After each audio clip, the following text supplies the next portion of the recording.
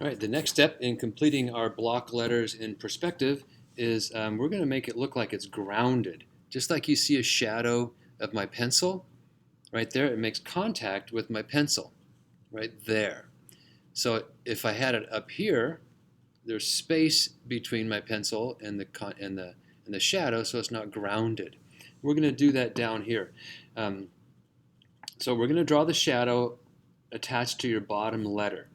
And there's a way to kind of think about this. So imagine you're standing on a sidewalk or in the grass or something, and the sun is coming from the side, and you would have a shadow that began at the tip of your toes, and it would go around your body and wind up at your heels, right? So it goes from your toe back to the heel. So, and I'll show you what it looks like here. So we're going to try to make a shadow that goes directly left or right. Just a nice horizontal shadow. Don't try to do some crazy angles. It will be harder to make it look natural. So I'm going to suggest that you draw a shadow right from the very corner, the bottom corner of your letter. And for us, it's going to pretty much be at the bottom of the paper. Okay, now depending on your letter, what I'm going to do, if you have, and I'll show you how to get that notch up here. I have a corner of a letter, then some gap between the R and the P. So there's that angle. I'm just going to, and again, these shadows are not perfect. We're kind of just making them up.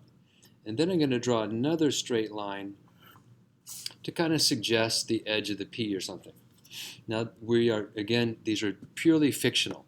Now, if we want to see where the heel of the shadow is, all right, we need to kind of estimate where the, kind of think of those crossing lines that hit the vanishing points. Right up in there somewhere, if we could see through that R, that's right about where the back of that cube is. You could do it perfectly with a ruler and see right where it is. But this estimation is okay. So we're going to, again, go horizontal. I'm going to stop right about there. And then I can just draw a straight line going out to get it started. This notch in the R, and you are going to have a different letter back here. I'm just going to, again, kind of just fake it in. Just to kind of suggest that there's something going on back there. Then I'm just going to let it go off the page. That's all. Now, I have had a lot of students do crazy shadows. Like they go and all over the place, and you just don't know what a shadow is going to look like. So keep it simple. Okay? Don't go crazy. Don't make your shadows, again, go off into some crazy direction. Keep it simple. That's going to be much better. Plus, the shadow out here, you're probably not going to even use, and you'll see why in just a second. So let's say you have, oh, I forgot one thing. If you think about it, the R kind of has two legs coming down, right? And there's going to be a shadow from here and a shadow from there. So again, there's going to be a shadow right from here, and it's going to go horizontally again.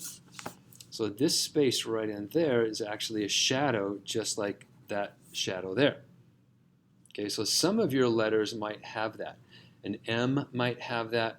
An N might have that, and a few others. All right, so let's put this aside for a second. When you get your cardstock, remember your cardstock is the same size as the copy paper. Now we're going to make your border on the cardstock. And a border is there to help save some time, so you don't have to draw quite as much space. And we're going to make a border that's simply the thickness of a ruler. So hold your ruler down, draw that. Okay, turn your paper. Make sure the ruler is right along the edge of the paper over on this side. Excuse me. And again, I like to turn the paper so I can make the line the same way each time. Okay, that's how fast that is. You're going to work inside this space. This is going to be empty out here. Now, here's another little trick that we figured out how to make this fit better. If you go like this, if you trace it in the same direction, your letters are too big. Okay, so what we do is we turn this paper. Okay, so you can see they're going in two different directions. At your window, or if you have a light box, you want to get these letters to be kind of equal. And I would make your letters come over here a little bit. If your shadow is going that way, give a little more room for your shadow so you can see that my letters are centered. So I would move my paper a little bit that way, just that little bit. It'll knock your letters off center just a little bit, which is a nice feature. And it'll give you a little bit of extra space to make that shadow. And so you would find it there, take two little pieces of tape, tack it down on your window, on your light box, and trace it fairly lightly.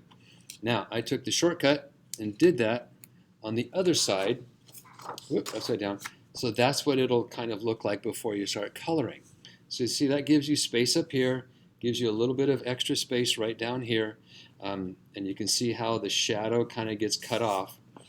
See, this shadow is a lot longer on my pre-sketch. It's just naturally going to get cut off by the border. Perfectly fine. That's the way we intended to do it. Also remember, trace your horizon line, because you will need that in the coloring process. All right, that's the next step. Then we're going to move on to coloring.